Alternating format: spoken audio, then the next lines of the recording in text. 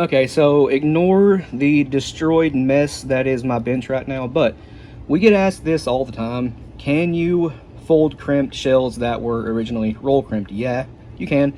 This is a Shadot hull, but it was a Troy slug, the YBR, YTR, whatever it may be for that day. They seem to change that, I don't know. But yeah, it's just a Shadot hull, had a roll crimp on it, it was a slug.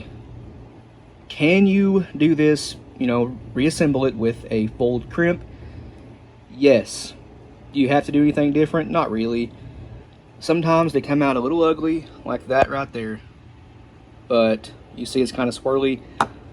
That's generally the worst of it, but you can make these come out looking, well, like any other fold crimp shell. This is a Winchester that had a heat sealed crimp on it. The center of it was melted, so that's why it looks a little ugly, but you can get them look like that.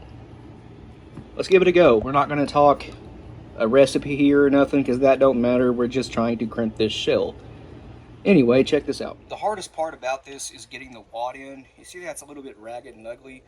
Well, easiest way to do it without, a wad guide is just take the bottom of the wad, spin it like this a little bit, and it should just go right in. I use the primer seating punch to seat most wads. Some are too tight to fit.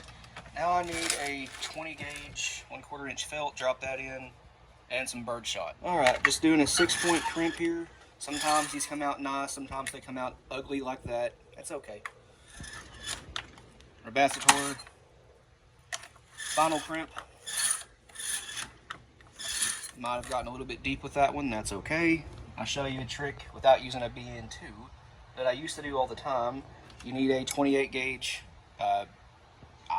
brass head. Set it right on top and run that through the final crimp one more time. Now I use the BN2s, but since I have this sitting here, why not go ahead and use it, pop it out, and it's, much better. Final crimp one more time. That'll fix the slot bill. That one looks alright, not the best in the world, but it was roll crimped.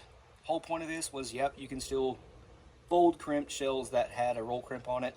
Let's find an even uglier one and see what that looks like. Okay, so I couldn't find a really ugly one for some reason, but here is a 3-inch Federal slug that has a bottlenecked crimp on it now. It was roll crimped rather deeply too.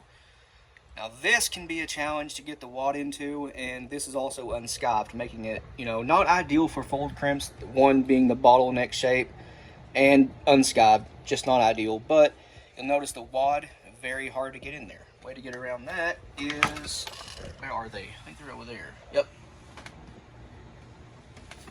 Pliers, wire cutters, whatever it may be, to flare that out.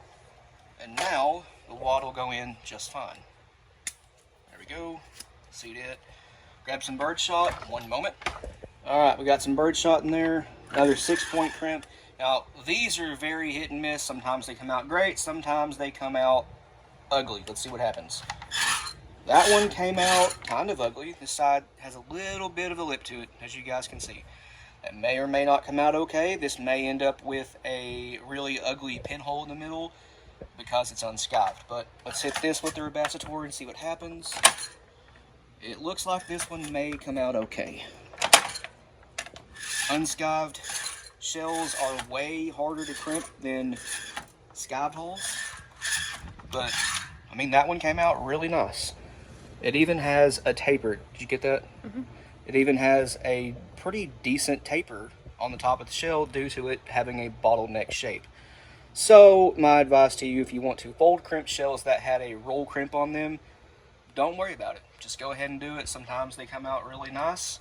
Sometimes they come out a little bit wonky, but that's okay. They'll all go bang. As long as the crimp is sealed and holds the shot in, that's all that matters.